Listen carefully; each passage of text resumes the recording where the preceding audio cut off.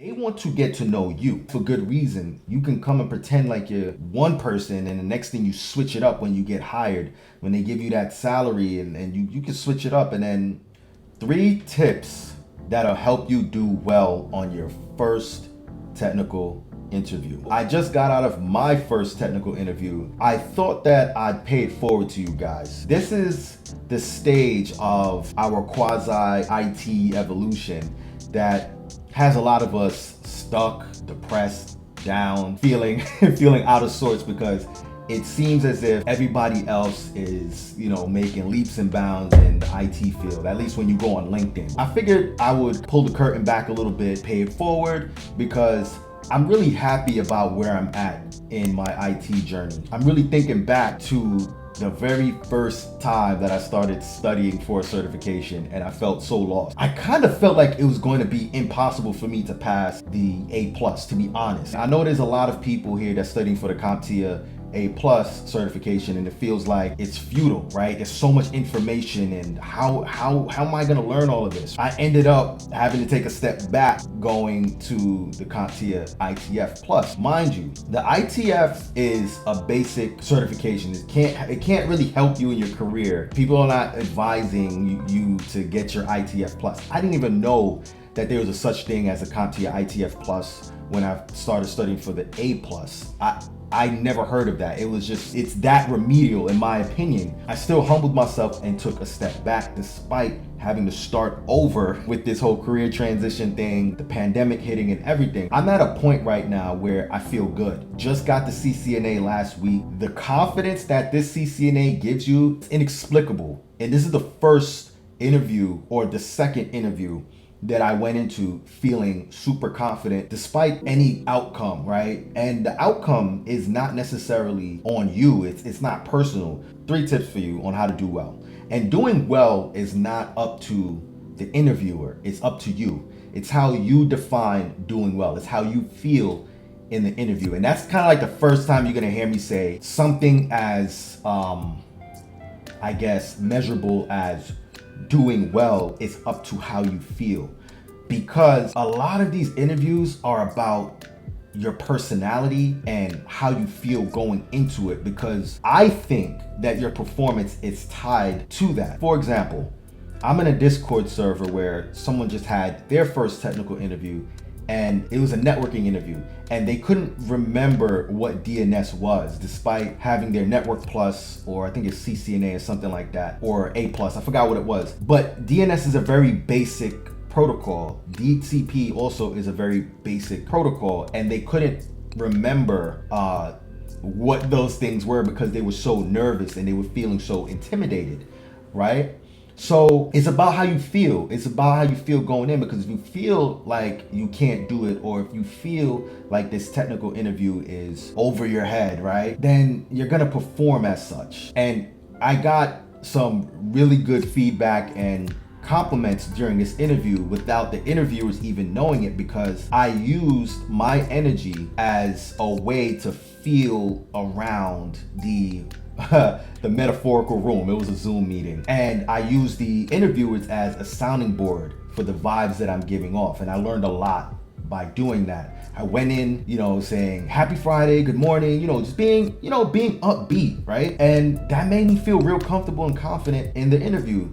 Because although I have the CCNA, there's a lot of people who have the CCNA, that a lot of people that are smart, that just plain old have test anxiety or have performance anxiety. And I think that if you go into the interview feeling good, then you're gonna start saying, oh, I feel good about this. I'm confident, like I know this stuff. And that's been my outcome.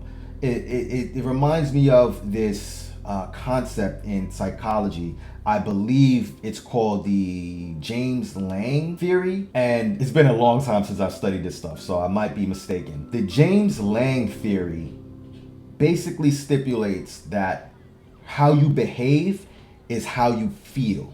It's kind of tied to the fact that your behavior influences your feelings influences your behavior. It's kind of like this positive feedback loop of energy and behavior. It's a positive or negative ecosystem of feedback that allows for you to either progress or regress, right? Pass or fail. So go into your technical interview, even though it's called a technical interview, go in with the emotional intelligence and the soft skills of that of a person who is vibrant, who is excited to be here, and it's progress despite no matter what the outcome is. And this is something I have to tell myself a lot about everything that I do. Despite the outcome, it's progress, because you're actually out there on the field playing and getting it done, right? You're infinitely better than the spectators that's out there that's talking about doing it, but they aren't doing it. You're doing it, right? So number 2, show, don't tell. If you're doing a technical interview through a Zoom meeting, it's going to be kind of hard to show, right? Because when I think about IT, when I think about a lot of the concepts that we get tested on in IT, it can better be observed by showing someone what you're doing. And that's the beauty of IT. That's one of the things I love about IT. It's very hands-on, problem solving oriented, and I love teaching this stuff. I love talking about this stuff. That's where IT lives, right? But it's kind of hard to show while you're in a Zoom meeting technical interview, unless it's kind of like a programming thing, maybe like unless there's some sort of simulation. I don't know if technical interviews have these, but maybe there's some sort of simulation aspect to the Zoom. But for me, it wasn't like that for me. They just asked me questions. It was 15 minutes. They just asked me a few questions and I answered them. But the way that I answered them, I painted a picture in their mind of what the protocols were. For example, they asked me about DNS. What is DNS, right? So I said, like I always say, DNS is one of my favorites, right? And I use one of my favorite analogies to kind of like to talk about DNS. It's the kind of like the phone book of the internet, right? DNS resolves IP addresses to host names, or host names to IP addresses, whichever direction. I forget right now. But that's what DNS is, and it stands for domain name system or domain name server. And you know, I just try to the initial answer was predicated on a picture, right? Phone book. You think about a phone book, and it's the yellow pages, right? It's a big, thick yellow book. If you know, you guys are old enough to remember what a phone book looks like, but it's a thick yellow book, and you used to have to look up someone's phone number by knowing their name, right? Looking up their last name first, and then their first name is last, right? So that's the image that I implanted inside of the interviewer's head. It's a phone book, right? And then they asked me about DHCP, right? I explained DHCP, and I'm trying to come up with a clever analogy or metaphor for DHCP. Let me know in the comment section what would be a clever analogy for DHCP, right? We got phone book for the yellow page, for the DNS, right? And we can kind of picture the yellow pages and the yellow cover and stuff. But what about DHCP, right? So make sure you show and you don't necessarily tell, or show and tell, right? You want to show them enough and you want to tell them enough. You want to place emphasis on both parts, but you want to actually paint a vivid picture of the show component of the question rather than just telling them intellectually what it is, right? You did that on your exams, like you were able to tell or you were able to recall, right?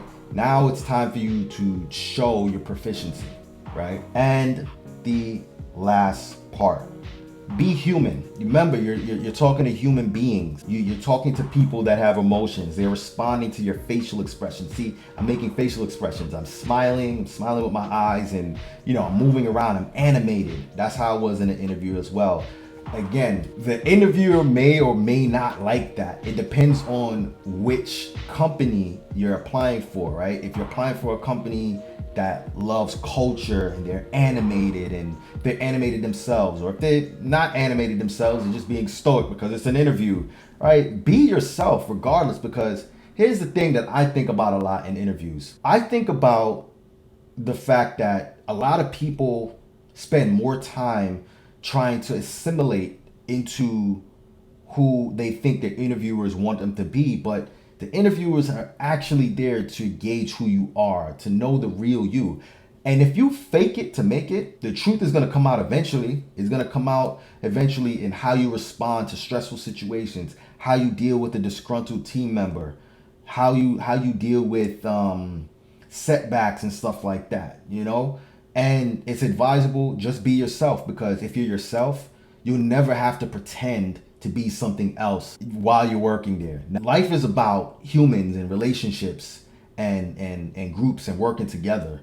So the more human you are, don't want to be rude. You don't want to be, I don't want to say too human. You don't want to be unprofessional, right? You want to keep a professional air, but also in the interview, don't be afraid to kind of to let down the professionalism just a little bit, because when they ask you things like, what do you do outside of studying and work and da da da da da, what do you do outside of that? They want to get to know you, and that's for good reason. You can come and pretend like you're one person, and the next thing you switch it up when you get hired, when they give you that salary, and you can switch it up, and then come on, right? So you're actually trying to gain trust and gain rapport with the interviewer. So that's pretty much it. A little short video for you guys, paying it forward. This journey it's been a real fun journey. It's been real fun. Again, I started from the ITF and I worked my way up to the CCNA. It's been a journey from starting over, right? Don't be afraid. If you're in the position that I'm in right now, where you're on a journey, or if you're in the beginning stages of it and you might be a little bit older, right? Don't be afraid to start over, because starting over is actually a blessing, right? Some people don't get to start over. Some people don't get second chances. You can take a lot of the things you learned from your past career or past situation, past job, or whatever, and do it right the second time or the third time around. Don't be afraid to start over, right? So that's all I gotta say about that. If you want more videos like this, click right here, and I'll talk to you guys next time.